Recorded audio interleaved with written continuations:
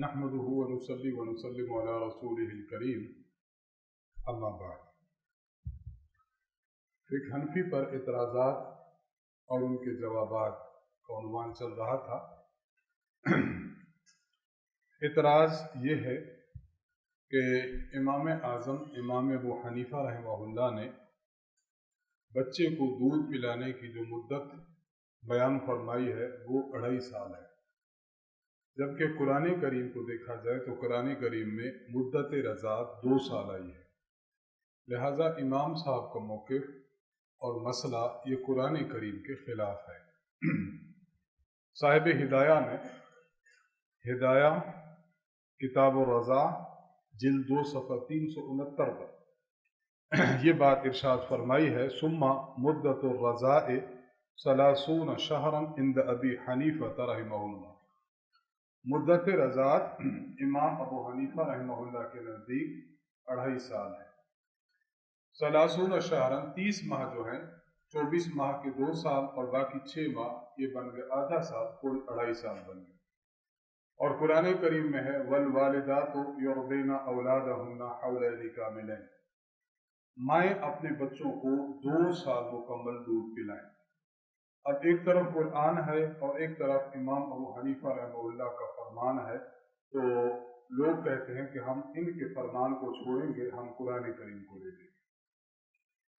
सबसे पहले तो ये बात समझें कि इमाम अबू हनीफ़ा रहमहुल्लाह ने जो ये कौल इरशाद फरमाया है 2.5 साल वाला, ये कौल ऐसा है कि जिस कौल के इशारे वाज़ेह तौर पर कुरान करीम से मिलते हैं। ऐसा नहीं है कि ये कौल बेबुनियाद हो, इसके वाज़ेह इशारे कुरान करीम से मिलते हैं।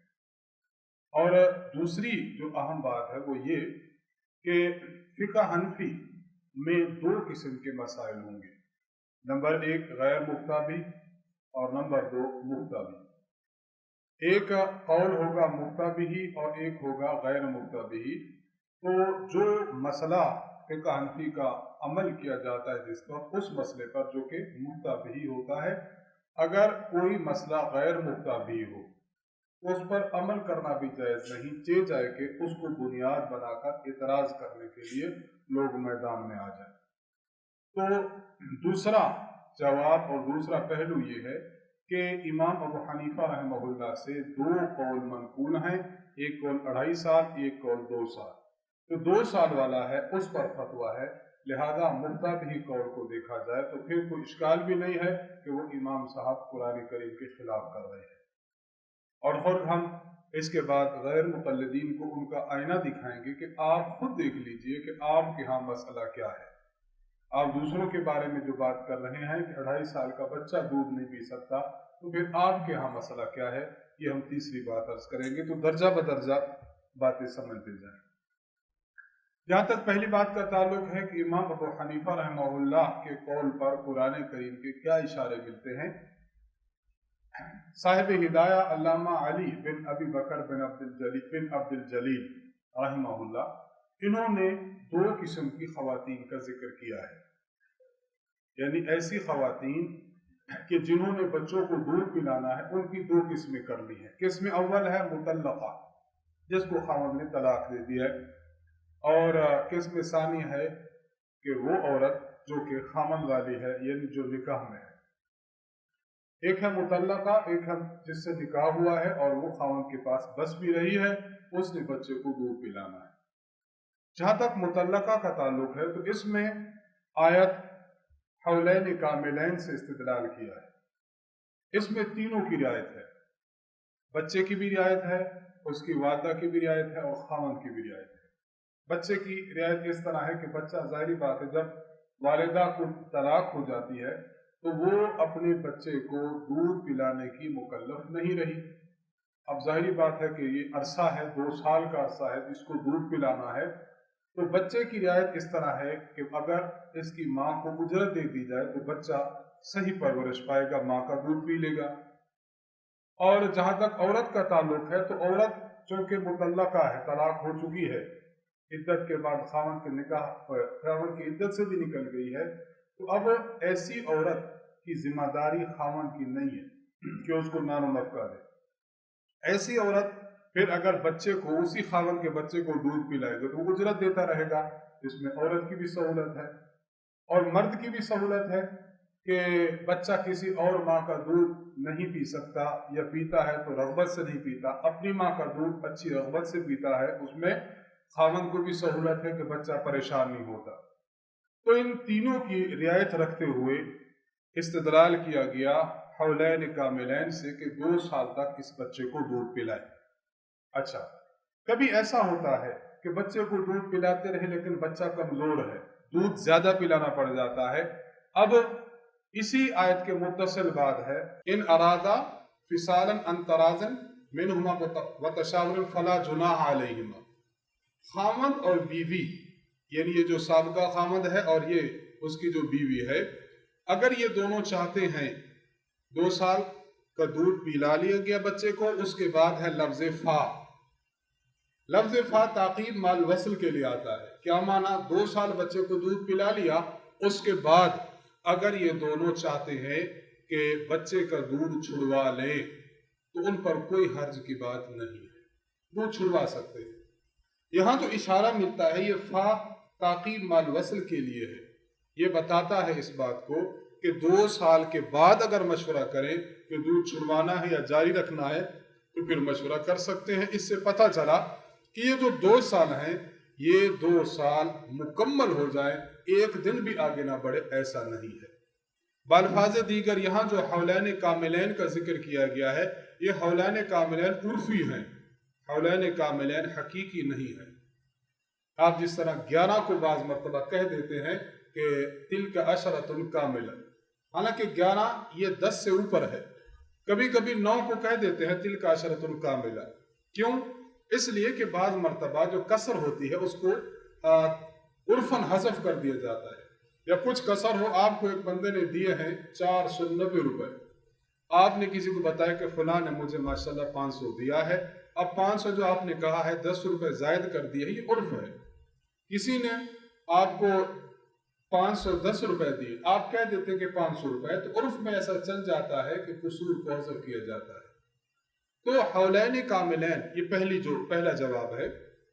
حولین کاملین کا جو جملہ ہے، اس جملے میں آگے جو فَإِنْ أَرَادَا کا جملہ موجود ہے، یہ جملہ بتاتا ہے کہ کاملین اس کا معنی مکمل 2 سال نہیں، اگر تھوڑی سی مدت اوپر ہو بھی جائے تب بھی کامل کے مفہوم پر فرق نہیں پڑتا. اور یہ جو تعبیر ہے کہ فَإِنْ أَرَادَا ہے کہ فا تعقیب مال وصل کے لیے ہے، اس کا معنی یہ کہ مدت رضا 2 سال سے بڑھ سکتی ہے. یہ صرف امام اعظم رحمہ اللہ کا قول نہیں ہے. تاریخ تبری میں علامہ ابو جعفر تبری رحمہ اللہ نے یہ قول حضرت عبداللہ بن عباس رضی اللہ عنہ کا بھی بیان فرمایا ہے. اور عبداللہ بن عباس یہ صحابہ کرام میں ترجمان القرآن اور مفسر قرآن کے نام سے معروف ہے. چنانچہ آپ فرماتے ہیں ان ارادہ ان یفتماہ قبل الحولین و بعدہ، کہ 2 سال دودھ پلا لیا، اب اس کے بعد اب یہ اگر مشورہ کرنا چاہے تو مشورہ کن چیزوں میں ہو سکتا ہے کہ بچے کا دودھ چھڑا دیں. کب؟ قبل الحولین، 2 سال سے پہلے چھڑا دیں کہ بچہ تنمند اور صحت مند ہو چکا ہے، ٹھیک ہے. وبعدہ، اور 2 سال مکمل ہونے کے بعد بھی چھڑوا دیں تب بھی کوئی حرج نہیں ہے. اس سے پتہ چلا کہ 2 سال سے مدت بڑھ بھی سکتی ہے اور 2 سال سے مدت کم بھی ہو سکتی ہے. تو یہ حولین کاملین کا کے مفہوم میں داخل ہے.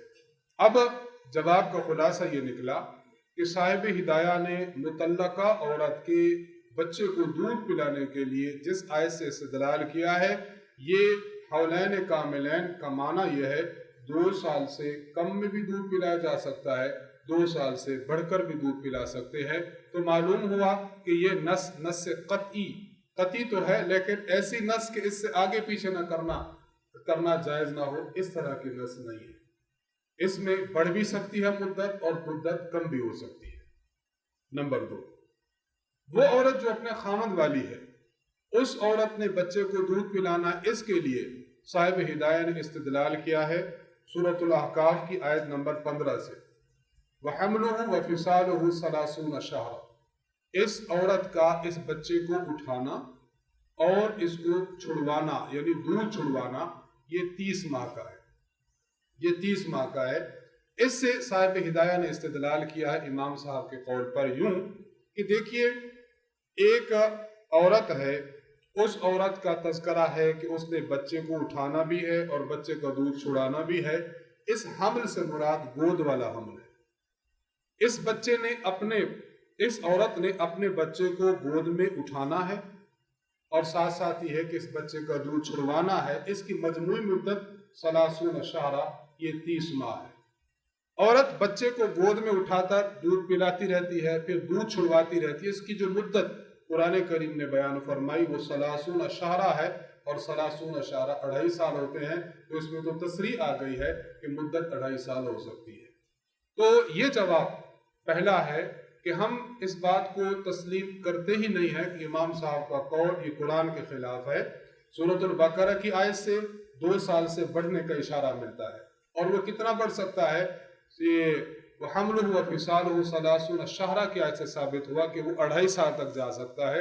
لہٰذا امام صاحب کے قول کی بنیاد موجود ہے، یہ خلاف قرآن نہیں، موافق قرآن ہے۔ ایک بات تو یہ سمجھے۔ دوسری بات سمجھے، دیکھیے ہم یہ بات عرض کرتے ہیں کہ مدت رضاعت تو 2 سال ہے، لیکن مدت حرمت رضاعت یہ 2.5 سال ہے۔ اگر کسی بچے نے 2.5 سال کی مدت میں بھی کسی عورت کو دودھ پی لیا ہو تو اس کو بھی رضائی بیٹا سمجھا جائے اور اس سے بھی نکاح نہ کرایا جائے اپنی اولاد کا۔ کیوں؟ اس لیے کہ اس میں چونکہ اشارہ جات ملتے ہیں، ممکن ہے یہی قول ہو، لہذا احتیاط کے بنا پر، چونکہ 2 سال حدیث مبارک میں بھی آئی ہے، احتیاط یہی ہے کہ 2 سال بچے کو دودھ پلا کر آگے نہ پلایا جائے، لیکن اگر کوئی پلا لے تو پھر 2.5 سال کا اعتبار کیا جائے، تاکہ ممکن ہے کہ 2.5 سال والا قول عند اللہ حق ہو، اس کے مطابق پھر آپ احتیاط کے درجے میں 2.5 سال کا اعتبار کر لیں، تاکہ اس مدت میں بھی آپ اس بچے کے ساتھ کسی اپنے جو بچی کا نکاح نہ کریں۔ تو دونوں باتوں پر عمل ہو گیا، گویا مدت رضاعت 2 سال ہے اور مدت حرمت رضاعت یہ 2.5 سال ہے، دونوں میں کوئی منافات نہیں۔ 2.5 سال کی جو مدت ہے اس میں ذرا دیکھ لیجئے، پہلا اشارہ تو یہ ملا فَإِنْ أَرَادَا فِصَالًا سے، کہ ارادہ آپ 2 سال مکمل ہونے کے بعد کریں۔ اس کا معنی کہ 2 سال سے اوپر جا کر بھی اس کو پلائی جا سکتا ہے دودھ۔ اور دوسرا سورۃ الاحقاف کی آیت نمبر 15 میں اللہ تبارک و تعالی نے ارشاد فرمایا وَحَمْلُهُ وَفِصَالُهُ 30 شہرًا۔ یہاں حمل سے مراد کیا ہو سکتا ہے؟ اس حمل سے مراد 2 صورتیں ہو سکتی ہیں، یا تو ماں کے پیٹ والا بچے کا حمل، یا یہ ہے کہ اس کو گود میں اٹھانے والا حمل۔ اس میں دونوں مراد ہو سکتے ہیں اور دونوں مراد لیے گئے ہیں۔ اگر اس حمل سے مراد ماں کے پیٹ والا حمل ہو تو مطلب یہ ہوگا کہ ماں کے پیٹ والا حمل اور بچے کو دودھ چھڑانے کی مدت، یعنی اس کی جب ولادت ہو جائے، ولادت کے بعد سے دودھ چھڑانے کی مدت، یہ دونوں کے دونوں 30 شہرہ، یہ 30 ماہ ہے۔ اب اگر بچہ ماں کے پیٹ میں 6 ماہ تک رہا تو اس کو ماں دودھ جو پلائے گی وہ پلائے گی 2 سال، کیونکہ 6 ماہ اور 2 سال یہ 30 ماہ بنتے ہیں۔ اور اگر بچہ ماں کے پیٹ میں 9 ماہ رہا تو پھر ماں اس کو کتنا دودھ پلائے؟ 21 ماہ پلا دے، کیونکہ 9 ماہ ماں کے پیٹ میں رہا، 21 ماہ دودھ پلا دے، یہ پورے 30 ماہ بن جائے گے۔ اسی بنا پر بعض حضرات نے کم مدت حمل یہ 6 ماہ مقرر کی ہے، کیونکہ 2 سال کا اشارہ وہاں سے ملا اور 30 ماہ یہاں ہے، اور یہاں حمل کا لفظ ہے تو حمل سے پیٹ والا مراد نے تو 6 ماہ ماں کے پیٹ میں اور 2 سال ماں نے دودھ پلانا ہے۔ ایک توجیہ تو یہ ہے اس آیت کی۔ اس آیت کی دوسری توجیہ یہ ہے کہ اگر ہم حمل سے وَحَمْلُهُ وَفِصَالُهُ، حمل سے ماں کے پیٹ والا حمل مراد نہ لیں، بلکہ ہم اس حمل سے مراد بچے کو گود میں اٹھانا مراد لیں، تب یہ ہوگا حَمْلُهُ وَفِصَالُهُ، کہ ماں اپنے بچے کو گود میں اٹھا کر جو اس کا دودھ چھڑوائے گی اس کی مدت 30 ماہ ہوگی۔ اس سے مدت رضاعت 30 ماہ ثابت ہوتی ہے، یعنی 2.5 سال ہوتی ہے۔ اس کی جو وجہ ہے امام ابو حنیفہ رحمہ اللہ تعالیٰ کے مذہب کے مطابق، اگر ہم اس کی تعبیر کرنا چاہیں قرآن کریم میں ہے حملت امہ کرہا، ماں اپنے بچے کو اٹھاتی ہے بوجھ کے ساتھ، ووضعتہ کرہا، ماں اپنے بچے کو جنتی ہے بوجھ کے ساتھ، تکلیف کے ساتھ، وحملہ وفصالہ 30 شہرا۔ اگر اس دوسرا جو لفظ حمل ہے، اگر اس سے آپ پیٹ والا حمل مراد لیں تو اب مطلب یہ بنے گا کہ پہلے بھی اسی حمل کا ذکر ہے، بعد میں بھی اسی حمل کا ذکر ہے، تو ماں بچے کو پیٹ میں اٹھائے ایک مشکل کا ذکر، ماں بچے کو مشکل سے جنے یہ 2 مشکلات کا ذکر۔ تو اس صورت میں اگر آپ حمل ثانی کو محمول کرتے ہیں پیٹ والے حمل پر تو ماں کی 2 مشکلات کا ذکر ہے، اور اگر آپ اس حمل کو باہر گود میں اٹھانے پر محمول کرتے ہیں تو اب ماں کی 3 مشکلات کا ذکر ہے۔ نمبر 1 ماں پیٹ میں اٹھاتی ہے، نمبر 2 ماں جنتی ہے، نمبر 3 ماں گود میں اٹھاتی ہے۔ اب 3 مشکلات کا ذکر ہے، اور تاکید سے زیادہ تاسیس پر محمول کرنا یہ اولا ہوا کرتا ہے۔ یعنی آپ دوسرے لفظ سے جو پہلا بھی ذکر ہوا اب بھی ذکر ہوا نیا معنی مراد لیں، یہ زیادہ بہتر ہے اس سے کہ آپ اس سے پرانے والے معنی کی تاکید لیں۔ اب امام صاحب کا مسلک یہ نکلا کہ اللہ تعالیٰ نے ماں کی 3 مشکلات کو ذکر کیا ہے، پیٹ میں اٹھانا، نمبر 2 جننا، نمبر 3 گود میں اٹھانا۔ اور گود میں اٹھانے پر مستقل جو ہے وہ آیات بھی موجود ہیں۔ حضرت مریم علیہ السلام کے بارے میں ہے، سورۃ مریم آیت نمبر 27 میں فَأَتَتْ بِهِ قَوْمَهَا تَحْمِلُهُ، حضرت مریم اپنے بچے کو لے کر آئیں، اس کو اٹھائے ہوئے تھی۔ آپ بتائیے کہاں اٹھائے ہوئے تھی، حمل کی صورت میں یا گود میں؟ یہ گود میں اٹھا رہی تھی۔ معلوم ہوا حمل کا اطلاق گود پر، گود میں بچے کو اٹھانے پر بھی ہوتا ہے۔ اب اس سے بات یہ ثابت ہوتی ہے کہ امام ابو حنیفہ رحمہ اللہ نے جو 2.5 سال مدت کی بات کی ہے تو یہ اس آیت سے واضح طور پر ملتا ہے۔ پہلے ماں کے بچے کو پیٹ میں اٹھانے کا ذکر ہے، نمبر 2 پھر اس بات کا تذکرہ ہے کہ ماں اپنے بچے کو جنے، پھر تیسری بات کہ ماں اپنے بچے کو گود میں اٹھائے۔ اب جب ماں گود میں اٹھا کر دودھ چھڑائے گی اس کی مدت قرآن نے کیا بتائی؟ 30 شہرا۔ تو امام صاحب کا موقف قرآن کے خلاف کیسے ہے؟ یہ 2 بنیادی جوابات سمجھ لیں کہ امام ابو حنیفہ رحمہ اللہ کے موقف پر قرآن کریم سے اشارہ جات ملتے ہیں، اور دوسری جو آیت ہے سورۃ الاحقاف والی اس کی تشریح 2 کریں، دوسری تشریح میں واضح طور پر ملتا ہے کہ پیٹ میں اٹھانا مراد نہ لیا جائے، گود میں اٹھانا مراد ہو تو اس سے مراد 30 ماہ ہے، 30 ماہ میں گود میں اٹھا کر بچے کی دودھ کو چھڑا دے گی۔ تو امام صاحب کا موقف قرآن کے خلاف نہیں ہے۔ اچھا، امام ابو حنیفہ رحمہ اللہ سے جو دوسری میں بات عرض کروں، امام ابو حنیفہ رحمہ اللہ سے 2 قول منقول ہیں۔ زاد المعاد میں علامہ ابن القیم رحمہ اللہ نے امام ابو حنیفہ رحمہ اللہ کا قول لکھا ہے کہ ایک قول امام صاحب کا یہ ہے کہ مدت رضاعت 2.5 سال ہے، اور دوسرا قول یہ ہے کہ مدت رضاعت 2 سال ہے۔ امام صاحب سے دونوں قول منقول ہیں۔ اب فتویٰ کس قول پر ہے؟ فتویٰ 2 سال والے قول پر ہے۔ تو معلوم ہوا کہ جس قول پر فتویٰ ہی نہیں ہے اس کو لے کر اعتراض کرنا یہ کہاں کا انصاف ہے؟ علامہ علاء الدین محمد بن علی الحسکفی رحمہ اللہ در مختار میں فرماتے ہیں حولان و نصف عندہ و حولان فقط عندہما وہو الاصح فتح و بھی یفتح کما فی تصحیح القدوری، 2 سال کی مدت پر فتویٰ ہے۔ اللباب فی شرح الکتاب علامہ میدانی رحمہ اللہ وقال سنتان لأن ادنى مدت الحمل 6 اشہر فبقي للفصال حولان، قال في الفتح وهو الاصح وفي التصحيح عن العيون وبقولهما نأخذ للفتوى، 2 سال پر فتویٰ ہے۔ تذکرۃ الرشید میں حضرت مولانا رشید احمد گنگوہی رحمہ اللہ فقیہ النفس آپ فرماتے ہیں مدت رضاعت کی 2 سال ہے، علی الاصح المفتى به، یعنی اسی پر فتویٰ ہے۔ تو دوسرے جواب کا خلاصہ ہی نکلا کہ جو 30 ماہ والا 2.5 سال والا قول ہے اس پر تم فتویٰ ہی نہیں دیتے، جس قول پر فتویٰ ہی نہیں دیا جا رہا اس کو اٹھا کر اعتراض کرنا کون سی آپ دین کی خدمت کر رہے ہیں؟ جواب تیسرا سمجھ لیں۔ دیکھیے ہم یہ بات عرض کرتے ہیں کہ یہ تو چلو بچہ ہے، 2 سال سے بڑھ کر 2.5 سال ہے، اس پر ہم فتویٰ نہیں دے رہے، البتہ یہ بیان کر رہے ہیں کہ اس قول کی بنیاد موجود ہے، لیکن غیر مقلدین کو یہ اعتراض کرنا زیب نہیں دیتا۔ ان لوگوں کے نزدیک اگر کوئی ایسا ہے جو صاحب لحیہ ہے، ایسا شخص ہے جو داڑھی والا ہے، تو داڑھی والا شخص بھی دودھ پی لے تو اس میں کوئی حرج کی بات نہیں ہے، اس سے بھی وہ رضاعت کے ثبوت کے قائل ہے۔ چنانچہ کنز الحقائق میں علامہ وحید الزمان صاحب نے اور نظر الابرار میں بھی علامہ صاحب نے، ان کے جو علامہ ہیں، لکھتے ہیں وَيَجُوزُ إِرْضَاءُ الْكَبِيرِ وَلَوْ كَانَ ذَا لِحْيَةٍ لِتَجْوِيزِ النَّظْرِ۔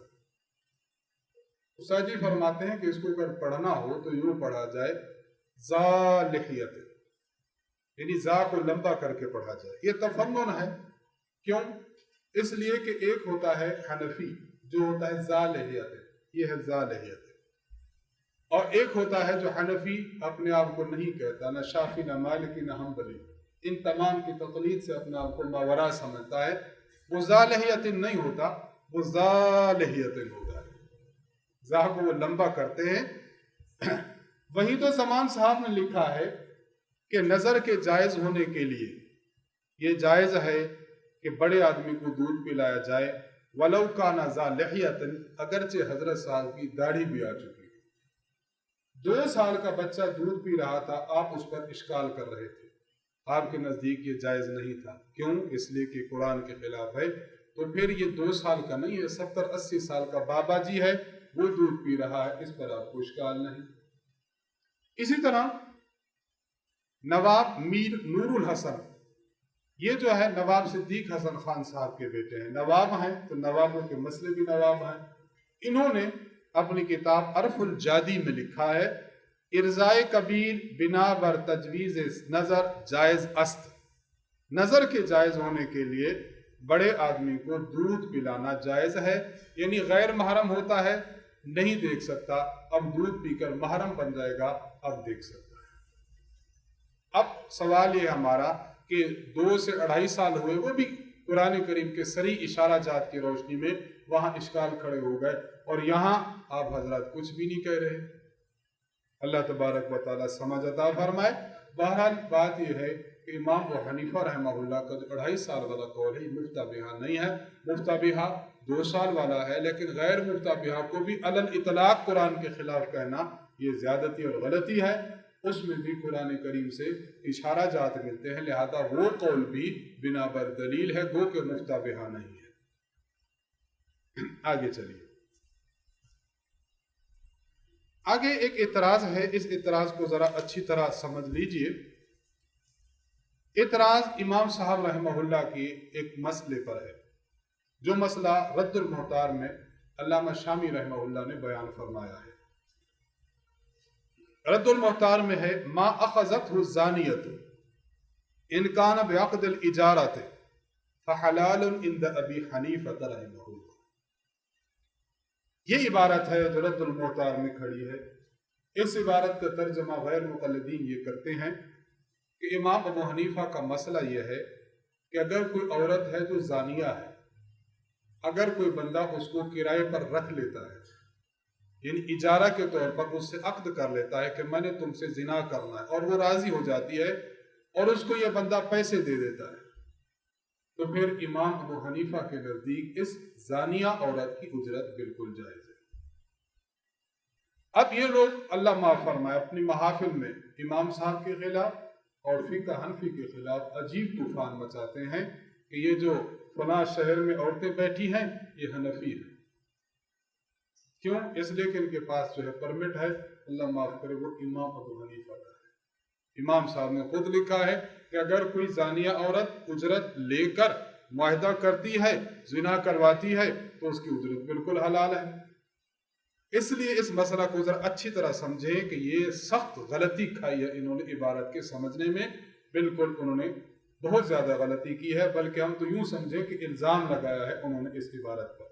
اس لیے اس کو پہلے تمہید سمجھیں، اس کے بعد مسئلہ سمجھیں۔ دیکھیے، اجارہ آپ سمجھتے ہیں، اجارہ کس کو کہتے ہیں؟ کوئی فرد اپنے جب خدمات کو پیش کرے پیسوں کے بنا پر، یا کوئی چیز، مثلا ایک بندے نے ایک گاڑی ہے، گاڑی آپ رینٹ پر لے جاتے ہیں، تو ایک شے کے منافع آپ کو پیش کی، عین کے منافع، عین نہیں بلکہ عین کے منافع۔ اگر کوئی فرد شخص اپنے منافع پیش کرے یا اپنے عین کے منافع آپ کو پیش کرے اور اجرت لے، اس کو اجارہ کہتے ہیں، جس سے آپ کہتے ہیں رینٹ پر کوئی چیز لینا، کرائے پر کوئی چیز لینا۔ اجارہ کی شریعت میں 3 قسمیں ہیں۔ نمبر 1 اجارہ صحیحہ، نمبر 2 اجارہ فاسدہ، اور نمبر 3 اجارہ باطلہ۔ اجارہ صحیحہ کیا ہے؟ آپ نے کسی سے معاہدہ کیا ہے، جو معاہدہ کیا ہے وہ بالکل ٹھیک ہے، جائز چیز دی ہے اور فعل بھی جائز ہے، اور اس کے ساتھ کسی فاسد یا باطل شرط کو آپ نے ساتھ نتھی نہیں کیا۔ مثلا آپ کا ادارہ ہے، آپ نے اس ادارے میں ایک فرد رکھا کہ آپ گیٹ کیپر رہیں گے، آپ کی ڈیوٹی ہے 12 گھنٹے، آپ کو ہم 8,000 روپیہ ماہانہ دیں گے، 20,000 روپیہ ماہانہ دیں گے، طے ہو گیا۔ بس اس کے ساتھ آپ نے کوئی اور شرط نہیں لگائی کہ آپ نے یہ بھی کرنا ہے، آپ نے اس کے ساتھ معاملہ طے کر لیا، یہ اجارہ صحیحہ ہے، 1 ماہ ختم ہوگا وہ اپنے 20,000 لے کر چلتا بنے گا۔ نمبر 2 اجارہ فاسدہ، نفس فعل جس پر آپ اجارہ کر رہے ہیں وہ فعل درست ہے، البتہ اس کے ساتھ کوئی شرط فاسد یا شرط باطل لگ جائے، ایسی شرط لگ جائے جو نفس عقد میں تو نہیں تھی، آپ نے زائد لگا دیا ہے، یہ اجارے کو فاسد کر دے گی۔ اگر شرط باطل لگا دی اس سے بھی اجارہ فاسد ہو جائے گا۔ آپ نے ایک بندے کو کھڑا کیا کہ آپ ہمارے ادارے میں پہرا دیں گے، گیٹ کیپری کریں گے، تنخواہ کتنی ہے میری؟ 20,000 روپے ہیں۔ جب طے ہو گیا دوسرے دن وہ آیا، آپ نے کہا ٹھیک ہے وہ بھی کرنا ہے اور ہمارے پودوں کو پانی بھی لگانا ہے۔ پودوں کو پانی لگانا یہ فعل جائز ہے لیکن اصل عقد سے زائد ہے، آپ نے اس کے ساتھ نتھی کرنی۔ شام کو ٹھیک ہے، شام کو آپ نے جب جائیں گے تو جھاڑو بھی دے کر جائیں گے۔ اب آپ نے ایک اجارہ صحیحہ تھا، اس اجارہ صحیحہ کے ساتھ آپ نے شرط لگا دی، گو کہ شرط درست ہے لیکن اس کو اجارے سے چونکہ پہلے نہیں لگائی تھے بعد میں لگائی ہے، شرط درست سے اجارہ فاسد ہو چکا۔ ایک بندے نے کسی عورت کو رکھا گھر میں کام کاج کے لیے، معاملات طے ہو گئے، ماہانہ 5,000 روپے لے گی، برتن دھو کر دیا کرے گی۔ معاملہ طے ہونے کے بعد اس نے زنا کی شرط بھی رکھ دی۔ اب یہ جو زنا کی شرط رکھی ہے یہ شرط باطل ہے، یہ گناہ کبیرہ ہے، لیکن اس کو اجارہ کے ساتھ جب رکھیں گے تو اس سے اجارہ فاسد ہو جائے گا۔ نمبر 3 اجارہ باطلہ، نفس فعل ہی درست نہ ہو، اس پر کسی کو اجارہ پر لیا جائے، یہ اجارہ باطلہ ہے۔ مثلا ایک آدمی ہے، اس نے کسی عورت کو رکھا ہے، اس بات پر اجرت دی ہے کہ اس سے بدکاری کرے گا، یہ اجارہ باطلہ ہے۔ تو اجارہ کی 3 قسمیں ہیں، صحیحہ، فاسدہ اور باطلہ۔ اب ہر ایک کی قسم کا حکم سمجھے۔ اگر اجارہ صحیحہ ہے تو اجارہ صحیحہ کا حکم یہ ہے کہ جب آپ کا اجیر اپنا فعل مکمل کر لے گا تو اجرت کا مستحق بن جائے گا۔ نمبر 2 اگر اجارہ فاسدہ ہے، اس کا حکم یہ ہے اجارہ فاسدہ کو فوراً ختم کر دیا جائے۔ اب کیا کیا جائے؟ اگر جتنا کام کر چکا ہے اس کی اجرت متعینہ نہ دی جائے بلکہ اس کی اجرت مثلی دی جائے۔ مثلا آپ نے گیٹ کیپر کھڑا کیا تھا اور گیٹ کیپر عام طور پر لیتا ہے 15,000 روپے، آپ نے اس کو دیے تھے 20، لیکن آپ نے شرط فاسد درمیان میں داخل کر دی، اجارے کو فاسد کر دیا۔ اب حکم یہ ہے کہ اجارے کو فوراً ختم کر دیں، اس کا مہینہ پورا ہو گیا، اب 20,000 نہ دیں، اب اس کو آپ دیں گے 15,000 روپے، یا اس علاقے میں اجرت 25,000 روپے ہے، اب آپ اس کو 20 دن دیں گے، اب آپ اس کو 25 دیں گے۔ اجرت متعینہ نہ دی جائے بلکہ اجرت مثلی دی جائے۔ نمبر 3 اجارہ باطلہ، اجارہ باطلہ میں فعل کرنے کے باوجود یہ جو شخص ہے اجرت کا مستحق قرار نہیں پاتا، کیونکہ یہ نفس اجارہ ہی باطل ہے، نہ وہ اجرت لینے کا مستحق نہ دینے کا، دونوں گناہگار ہے، اجارہ ختم کرنا لازم ہے۔ یہ 3 اجارے کی اقسام۔ اب نفس مسئلہ سمجھے ذرا۔ نفس مسئلہ یہ چل رہا ہے یہاں پر، جس کو رد المحتار میں پیش کیا گیا۔ نفس مسئلہ کیا تھا؟ نفس مسئلہ یہ تھا، ایک مرد ہے، اس نے کسی عورت کو کام کاج پر رکھا، گھر کا کام کرے گی، جھاڑو پوچھا کرے گی، برتن دھوئے گی، صفائی کرے گی، اجارہ پر رکھا۔ اجارہ پر رکھنے کے بعد جب معاملہ طے ہو گیا تو اس کے بعد اس نے زنا کی شرط بھی رکھ دی کہ تم نے زنا بھی کرنا ہے۔ اب زنا کی جب شرط رکھ دی ہے، اب کیا حکم ہے؟ 3 چیزیں آپ نے بتانی ہے۔ نمبر 1، آپ یہ بتائیں کہ یہ جو معاملہ کیا ہے یہ اجارہ صحیحہ ہے یا اجارہ فاسدہ ہے؟ یہ فاسدہ ہے، کیوں؟ شرط فاسد لگ چکی ہے۔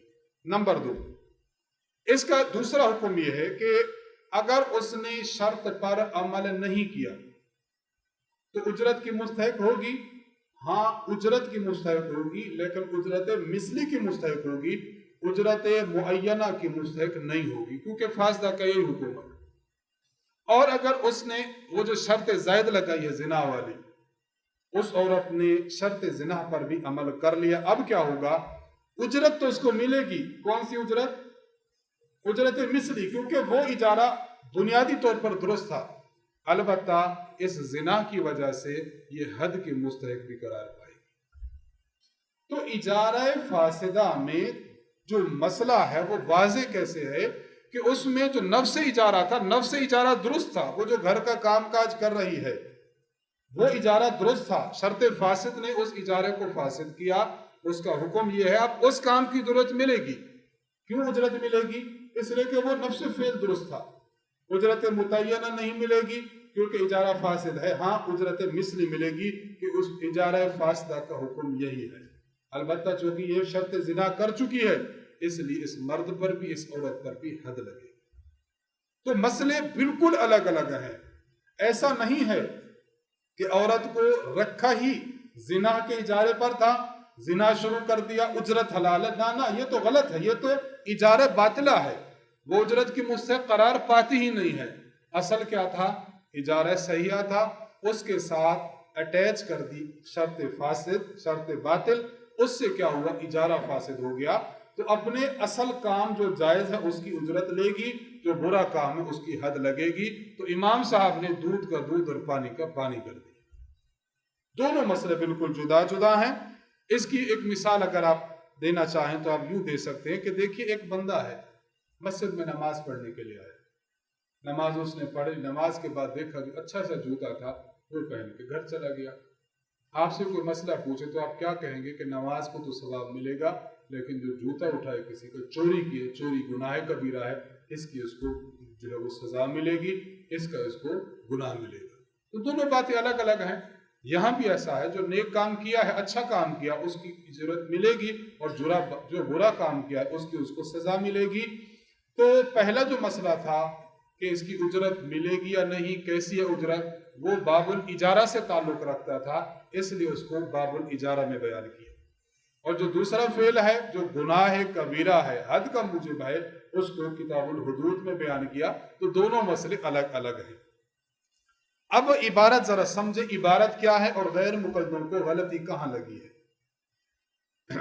علامہ شامی رحمہ اللہ نے غرر الافکار میں محیط کے حوالے سے یہ بات ذکر کی ہے، فرماتے ہیں ما اخذت الزانیت، یہ عبارت ہے، عبارت سمجھیں، 3 مقامات سمجھیں جہاں غیر مقدم نے ٹھوکر کھائی ہے، پھر صحیح مسئلہ سمجھیں۔ ما اخذت الزانیت ان کان بعقد الاجارۃ فحلال عند ابی حنیفہ رحمہ اللہ لأن اجر المثل فی الاجارۃ الفاسدۃ طیب۔ دیکھیں کتنی واضح عبارت ہے، لأن اجر المثل فی الاجارۃ الفاسدۃ طیب وان کان الکسب حراما وحرام عنده۔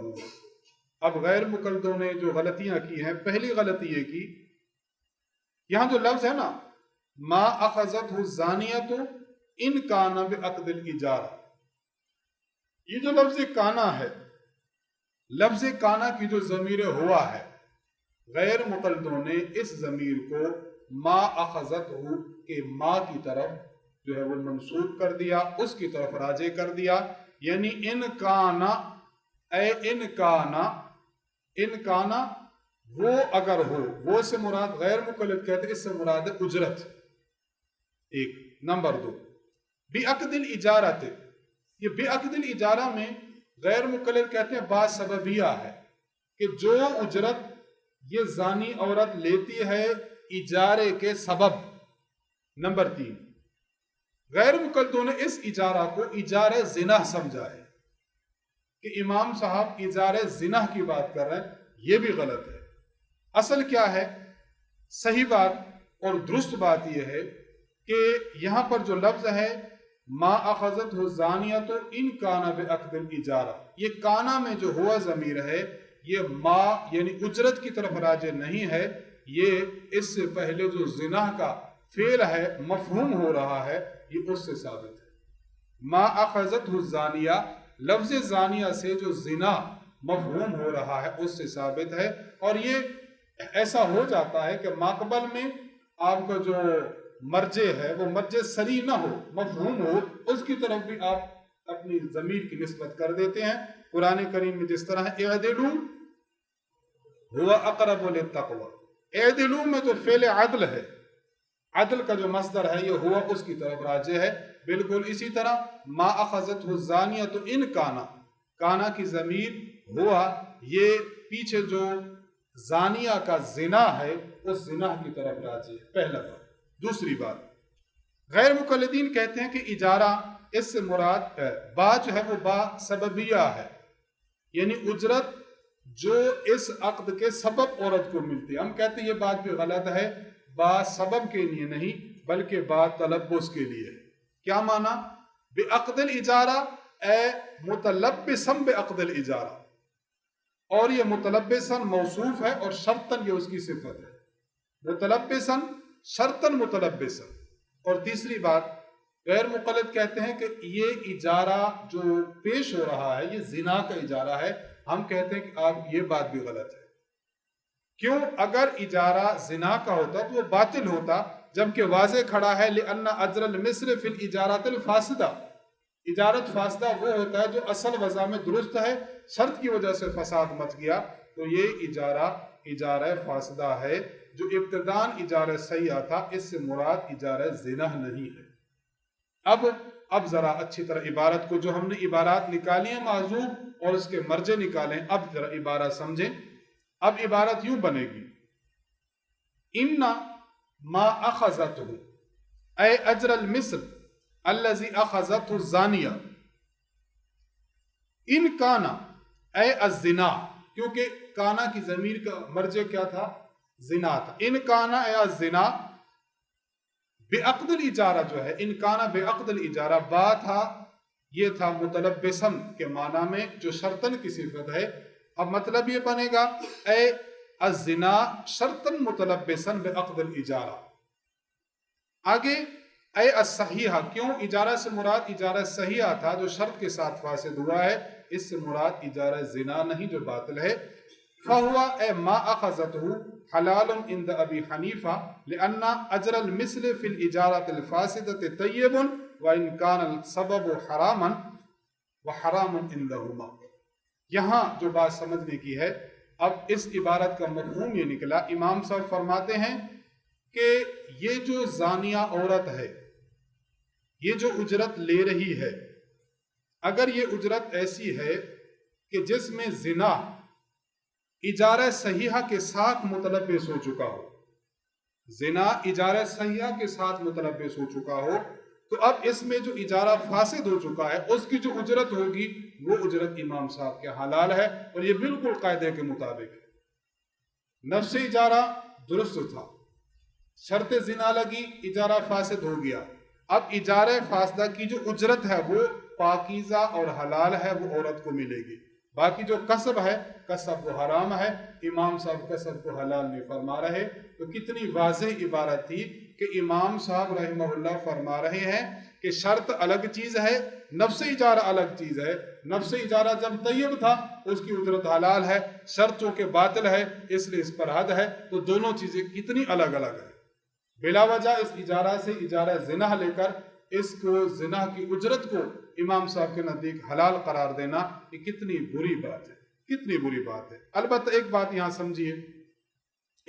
سمجھیے، اب اس کو جو اگر کوئی عورت ایسی ہے جو بغیر اجارہ کے ویسے اس کی رقم لیتی ہے، تو وہاں بالکل متصل بات جو عبارت درج ہے وہ یہ ہے وَإِنْ كَانَ بِغَيْرِ عَقْدٍ، اگر عورت کا کوئی عقد نہیں تھا کہ گھر کا جھاڑو پوچھا کرے گی، اس کا معاملہ صرف ہی زنا تھا، زنا کرے گی اور پیسے لے گی، اسی عبارت کے متصل بات موجود ہے حرام اتفاقاً، اب یہ اجرت بالاتفاق حرام ہے، بالاتفاق حرام ہے، لأنها اخذته بغیر حق، کیونکہ اس نے اس کو بغیر حق کے لیا ہے، بغیر حق کے لیے۔ اجارہ باطل میں بالکل باطل ہے، اس میں کوئی چیز ہے ہی نہیں، لہذا یہ حق ہی نہیں۔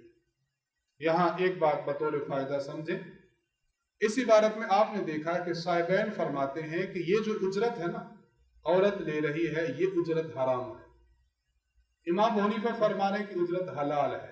یہ اختلاف نزاع لفظی سے زیادہ نہیں ہے، نزاع حقیقی نہیں ہے۔ کیوں؟ اگر آپ اس اجارہ صحیحہ اور زنا اس کو ایک مان لیں، یعنی اگر یہ جو زنا کی شرط ہے یہ داخلی اجارہ مان لیں، تو پھر امام صاحب کے ہاں بھی حلال ہے۔ کیوں؟ اب اجارہ زنا بن جائے گا۔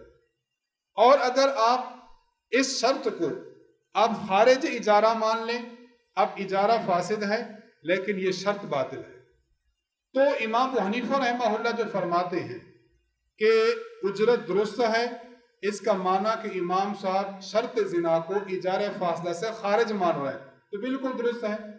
اور صاحبین فرماتے ہیں کہ یہ بھی حرام ہے، اس کی وجہ کہ وہ شرط کو داخلی اجارہ مان رہے ہیں، تو داخلی اجارہ کی وجہ سے اب اجارہ ہی باطل ہو جائے گا۔ تو یہ نزاع لفظی ہے، نزاع حقیقی ہے ہی نہیں۔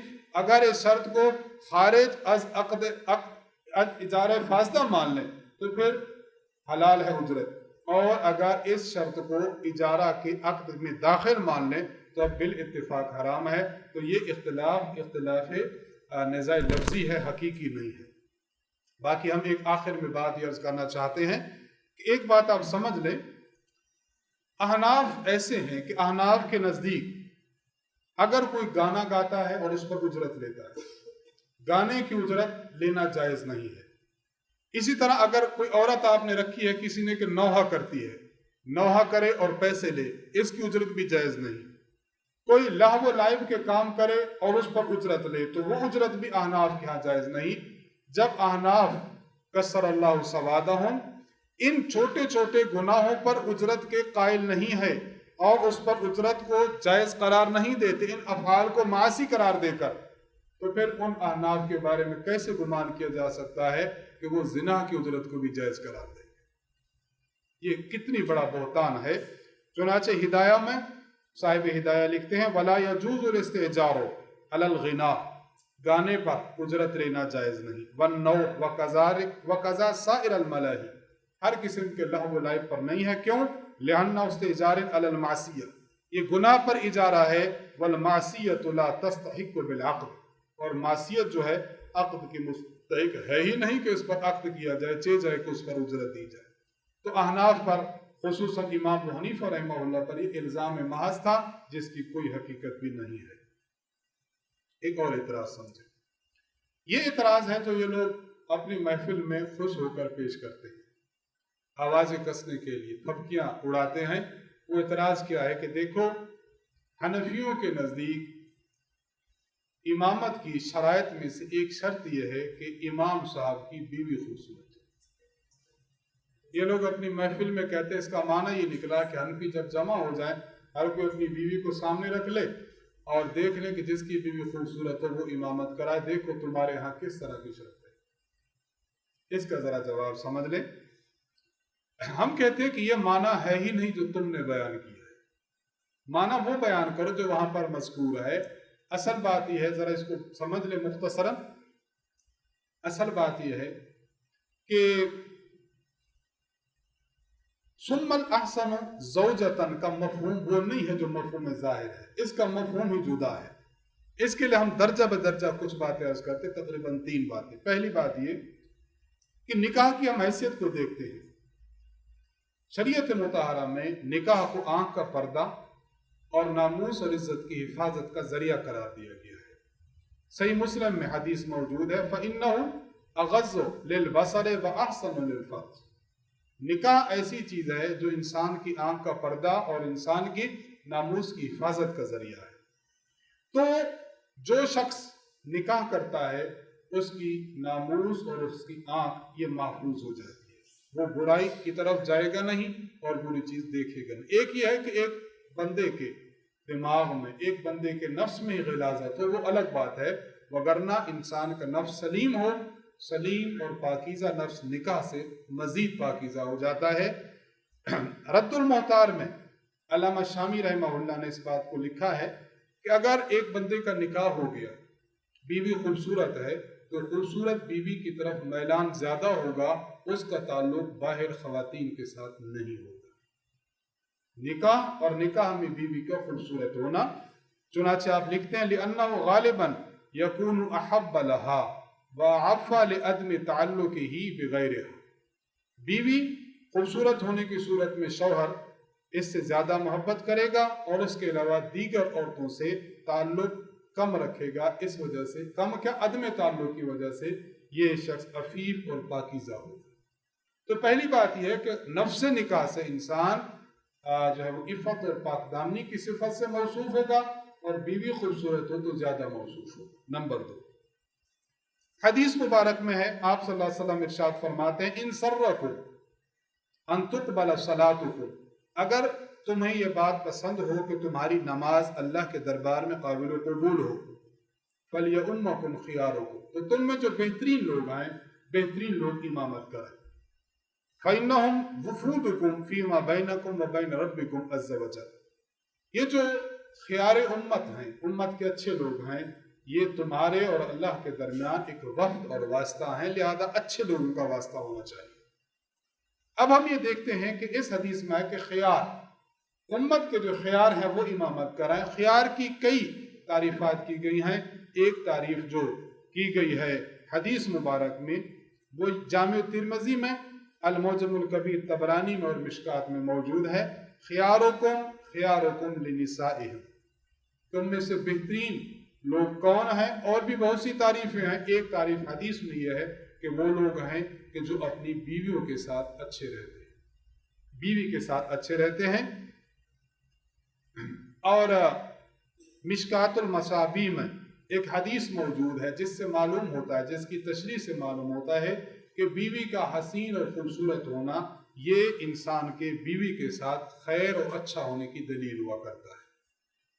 چنانچہ حدیث میں ہے مستفاد المؤمن بعد تقوی اللہ خیر اللہ زوجۃ صالحہ، اللہ تقوی دے، تقوی کے بعد سب سے بہترین نعمت اللہ تبارک و تعالیٰ کی طرف سے نیک اور صالح بیوی ہے۔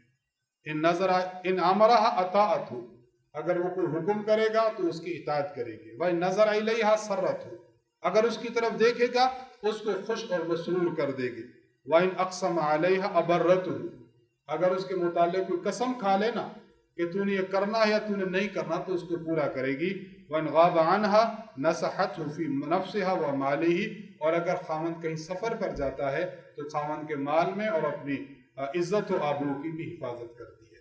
اس حدیث مبارک کی تشریح میں ملا علی قاری رحمہ اللہ آپ ارشاد فرماتے ہیں، یہ جو جملہ ہے وَإِن نَظَرَ إِلَيْهَا سَرَّتُ، اگر بیوی خاوند بیوی کی طرف دیکھتا ہے تو اس کو خوش کر دیتی ہے، اس کے بارے میں آپ لکھتے ہیں وَإِن نَظَرَ إِلَيْهَا سَرَّتُ أَيْ جَعَلَتْهُ مَسْرُورًا بِحُسْنِ صُورَتِهَا وَسِيرَتِهَا وَلُطْفِ مُعَاشَرَتِهِ وَمُبَاشَرَتِهِ، مرد بیوی کی طرف دیکھے تو خوش کر دے بیوی اس مرد کو، فرمائے خوش کیسے کر دے؟ حسن صورت کی وجہ سے اور حسن سیرت کی وجہ سے اور اچھے کردار اور اچھے برتاؤ اور سلوک کی وجہ سے۔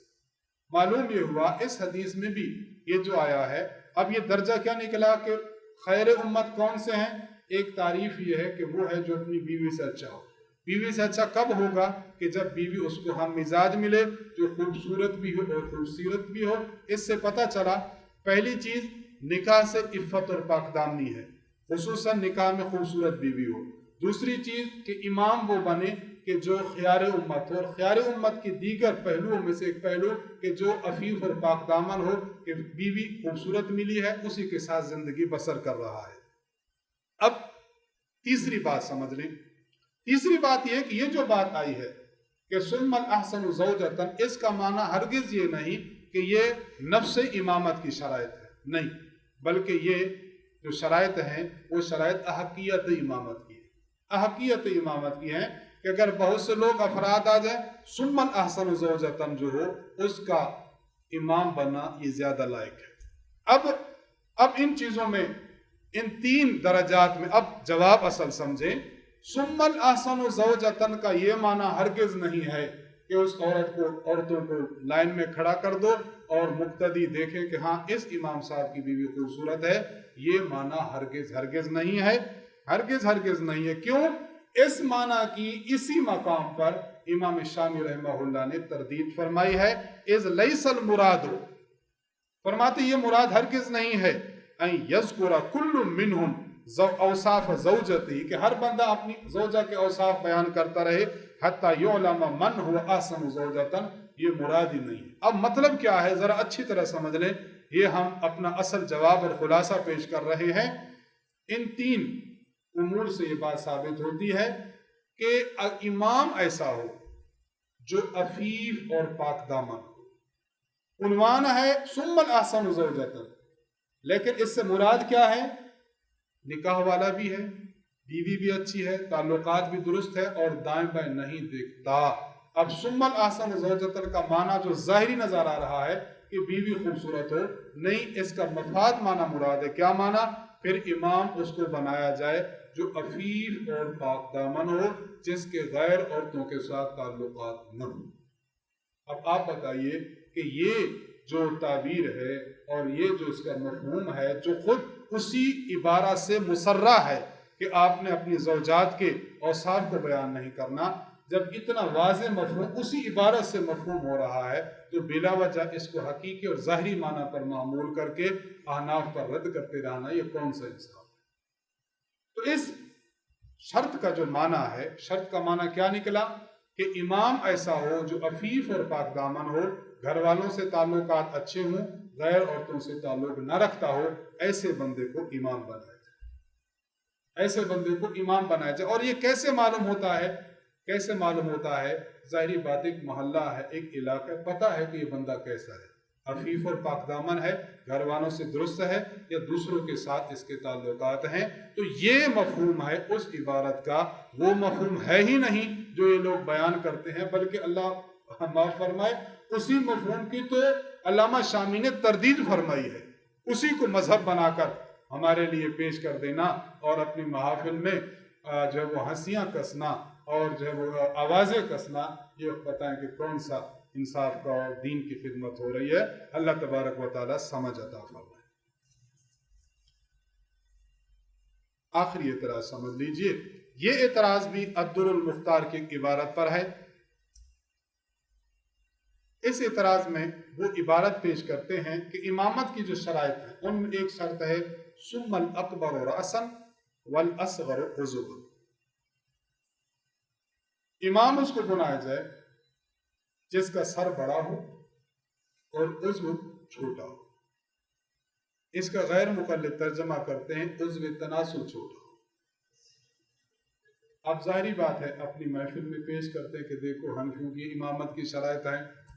पहली बात ये समझें, जहाँ ये इबारत जिक्र की गई है वहाँ पर इसकी तरदीद मौजूद है। वल असगर उज़ुवन में लफ्ज़ उज़ुव का ये माना हरगिज़ नहीं है जो आपके दिमाग में आया है। इस माना की हमारे फुक़हा ने, हमारे मुहक्किकीन ने वज़ाहत से तरदीद की है। गैर मुक़ल्लिदीन अब इसकी दलील क्या पेश करते हैं? वो कहते हैं उज़ुवन से मुराद उज़्व मखसूस है। इसकी दलील अल-मबनी लिल फ़ाइल में इनके मौलवी साहब है अब्दुल अजीज नूरिस्तानी, वो कहते हैं उज़्व से मुराद आले तनासुल है। क्यों? उज़्व वाहिद है और तमाम जिस्म में वाहिद ये एक ही उज़्व है। तो इस बात की दलील है कि इससे मुराद यही उज़्व है। हम पहली बात ये अर्ज़ करते हैं कि अल्लाह ताला समझ अता फरमाए, हमारे फुक़हा ने इसकी तरदीद की है। चुनांचे रद्दुल मुख्तार में है वफ़ी हाशत अबी सऊद के हाशिया में है वक़द नुक़िला अन बाज़िन फ़ी हाज़ल मक़ाम मा ला यलीक़ व युज़करा फ़ज़लन अन युक्तबा। बाज़ लोगों ने इसकी तशरीह बिला वजह वो कर दी है कि जो इस मकाम पर उसका तज़किरा भी करना दुरुस्त नहीं, चे जाए कि उसको लिखा जाए।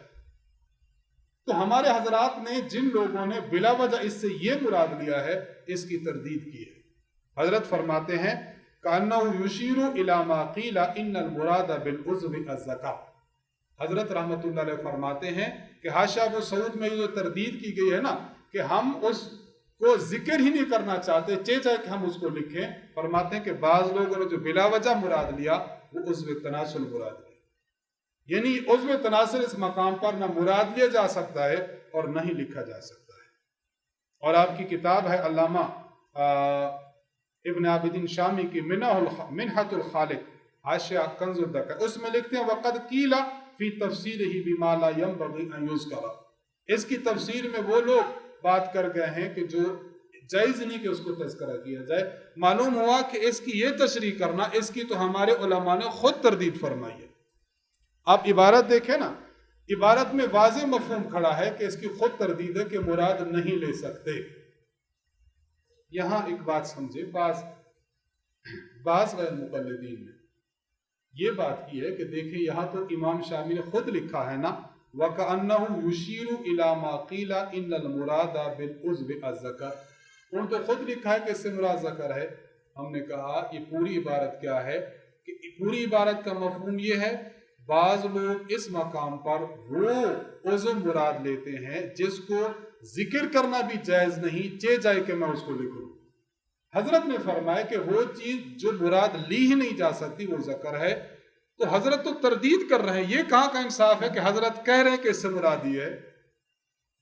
حضرت اکاڑوی رحمہ اللہ فرماتے ہیں کہ ایک بندے کی میرے سے گفتگو ہوئی تو وہ کہنے لگا کہ آپ کے ہاں شراب حلال ہے، شراب حلال ہے۔ وہاں عبارت کیا تھی کہ میں اس کو عرض کر رہا ہوں اپنے مفہوم میں، عبارت تھی کہ ہر شراب حلال ہے غیر الخمر، سوائے خمر کے۔ میں نے کہا کہ دیکھو یہاں تو کیا لکھا ہے، یا تو شراب کو لکھا ہے نا کہ شراب حلال ہے، یہاں تو وہ تھی شراب لفظ عربی کا اور وہ سمجھ رہا تھا اردو کا۔ تو میں نے اس کو کہا کہ یہاں تو لفظ شراب لکھا ہے، باقی جو شراب اردو میں ہے اس کو عربی میں خمر کہتے ہیں، تو اس کی تردید ہے۔ انہوں نے کہا لکھا تو ہے نا غیر الخمر، غیر الخمر لکھا تو ہے۔ اب غیر الخمر سے کیا مانا کہ خمر کو جائز قرار دے رہے ہیں یا خمر کو ناجائز؟ صرف لکھا ہے غیر خمر، کہہ دیا کہ خمر ہے۔ یہی کچھ لوگ یہاں کہتے ہیں کہ انہوں نے لکھا تو ہے کَأَنَّهُ يُشِيرُ إِلَى مَا قِيلَ إِنَّ الْمُرَادَ بِالْعُضْوِ الذَّكَرِ، تو ہم کہتے ہیں تردید کے لکھا ہے کہ یہ جو کوئی اگر اس عضو سے مراد یہ عضو لے گا تو اس کی تردید ہے، اس کو تائید میں پیش کرنا یہ بات غلط ہے۔ ایک بات تو سمجھ لیں، پہلی بات کہ وَالْأَصْغَرُ عُضْوًا میں عضو سے مراد یہ ہے ہی نہیں۔ دوسری بات باقی یہ کہنا کہ عضوًا سے مراد کیا ہے، عضوًا سے مراد تو عضو ایک ہی یہی جسم ہے، یہ بات بھی بالکل غلط ہے۔ انسان کا ناک ہے وہ ایک ہے، انسان کی زبان ہے وہ ایک ہے، انسان کا سر ہے وہ ایک ہے، انسان کا دماغ ہے وہ ایک ہے، اور جو یہ کہنا کہ عضو جسم میں ایک صرف یہی لہذا یہ مراد ہے، یہ آپ کی دلیل بھی غلط ہے۔ ہاں البتہ ایک بات ذرا سمجھ لیجئے، اس سے مراد کیا ہے؟ اکبر راسن والاصغر عضوا، اس عضو سے مراد اعضاء ہیں۔ ایسا انسان جس کا سر اعتدال کے ساتھ بڑا ہو اور باقی اعضاء چھوٹے چھوٹے ہوں تو پھر ایسا شخص عقل مند اور دانا شمار ہوتا ہے۔ ہمارے ہاں پنجابی میں ایک مثال اور ضرب المثل ہے، سر وڈے سرداراں دے پیر وڈے گواراں دے۔ ایک شخص کے پاؤں بہت بڑے ہوں سر چھوٹا ہو تو وہ گوار شمار ہوتا ہے، عقل مند شمار نہیں ہوتا۔ اور ایک شخص جس کا سر اعتدال سے بڑا ہو باقی اعضاء متناسب ہوں، یہ شخص عقل مند اور دانا ہے۔ اب اس عبارت کا معنی یہ نکلا کہ ثم اکبر راسن والاصغر عضوا، کیا معنی؟ ایسا شخص جس کا سر بڑا اور جس کے دیگر اعضاء چھوٹے ہوں، کیا معنی؟ عقل مند اور دانا شخص ہو، اس کو امام بنایا جائے۔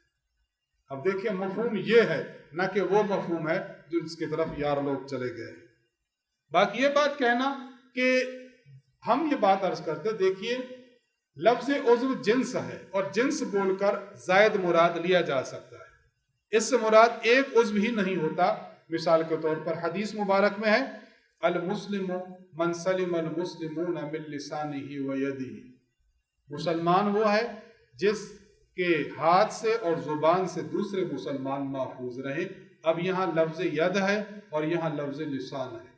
یہاں ید سے مراد یہ مفرد نہیں ہے بلکہ اس سے مراد جنس ہے، دونوں ہاتھ مراد ہے۔ حدیث میں ہے من رأى منکم منکرا فلیغیرہ بیدہ، اگر کوئی منکر اور بری چیز انسان دیکھ لے اپنے ہاتھ سے روک دے۔ اپنے ہاتھ سے مراد ایک ہاتھ نہیں ہے بلکہ جنس سے ہاتھ دونوں مراد ہے۔ حضور علیہ السلام نے فرمایا جعلت قرۃ عینی فی الصلاۃ، نماز میری آنکھوں کی ٹھنڈک ہے۔ تو عینی، عین کا لفظ ہے، عین کس کو کہتے ہیں؟ اس سے مراد یہ نہیں ہے کہ نماز پڑھتا ہوں تو ایک آنکھ کو ٹھنڈک محسوس ہوتی ہے دوسری نہیں، بلکہ یہاں عین سے مراد جنس ہے، مراد دونوں ہے۔ یہی بات ہم عرض کرنا چاہتے ہیں۔ ثم الاکبر رأسا، سر اعتدال سے بڑا ہو، والاصغر عضوا، دیگر اعضاء یہ چھوٹے چھوٹے ہوں، یہ اعتدال کی دلیل ہے۔ تو مفہوم کیا تھا اور یار لوگوں نے اس کو کیا سے کیا بنا دیا۔ اللہ تبارک و تعالیٰ ان لوگوں کو سمجھ عطا فرمائے۔ ایک بات تو یہ، دوسری بات سمجھے، دوسری بات یہ سمجھے، اگر بالفرض وہی مراد لیا جائے جو آپ کہتے ہیں تو ہم یہ کہتے ہیں کہ پھر یہ معنی مجازی ہوگا، اس کا لفظی اور ظاہری اور سامنے والا معنی مراد ہی نہیں ہوگا۔ اب کیا ہوگا؟ اصغر و عضوا، اس کا معنی ہوگا کہ وہ عفیف اور پاک دامن ہو۔ کبھی کبھی وہ عضو مراد لیا جاتا ہے لیکن مراد کیا ہوتا ہے؟ مراد مرادی معنی ہوتا ہے۔ ثم الاصغر عضوا، والاصغر عضوا، اس کا معنی عفیف اور پاک دامن ہو، عورتوں کے پیچھے پیچھے پھرنے والا نہ ہو۔ آپ اردو میں کہہ دیتے ہیں یار یہ صاحب تو اتنا اچھا ہے، اس کے منہ میں تو زبان ہی نہیں ہے۔ کیا معنی؟ بولتا نہیں ہے۔ اب منہ میں زبان کا یہ ظاہری معنی مراد ہی نہیں ہے۔ مراد کیا ہے؟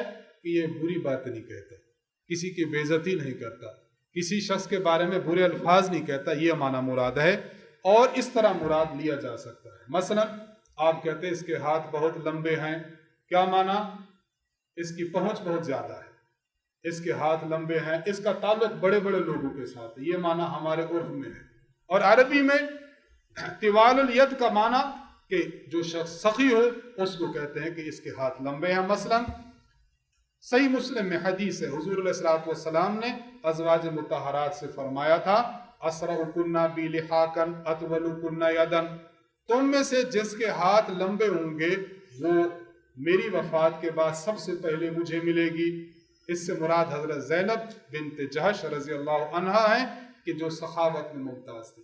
تمام امہات المومنین اپنے ہاتھوں کو ماپا، تو یہ ہاتھ ماپنا مراد نہیں ہے۔ اب بظاہر طوال ید سے مراد ہاتھ کا لمبا ہونا ہے، لیکن محاورہ عرب میں اس سے مراد طویل ہاتھ سے مراد کیا ہے؟ سخی ہونا ہے۔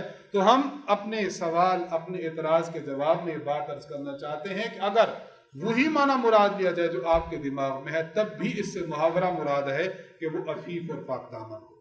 ہاں اگر غیر مقلد یہ کہتے ہیں کہ یہ شرط قرآن و حدیث کے خلاف ہے، یہ شرط شریعت کے خلاف ہے، تو ہم یہ بات عرض کرتے ہیں کہ ہم نے جو شرط لگائی ہے کہ امام عفیف اور پاک دامن ہو، اگر یہ شرط قرآن کے خلاف ہے، یہ شرط حدیث کے خلاف ہے، تو ایک حدیث یا قرآن کی ایک آیت پڑھ دیں کہ جس میں ہو کہ امام پاک دامن نہ ہو، امام پاک دامن نہ ہو، امام کا مزاج گڑبڑ والا ہو، وہ دنیا اور زمانے کا بدترین آدمی ہو۔ آپ ایک روایت پڑھ دیں، ہم اپنا مسئلہ واپس لے لیں گے۔ تو ہمارے مسئلے کا مفہوم ہم ہی سے پوچھا جائے، بلا وجہ مسئلے کا مفہوم خود من گھڑت بنا کر احناف پر تھوپ دیا جائے تو یہ تحقیق کی میدان میں بھی بہت غلط بات ہے۔ اللہ تبارک و تعالیٰ سے دعا ہے اللہ تبارک و تعالیٰ فقہ حنفی کو سمجھنے کی، عمل کرنے کی اور دفاع کرنے کی توفیق بخشے۔ وآخر دعوانا ان الحمد للہ رب العالمین۔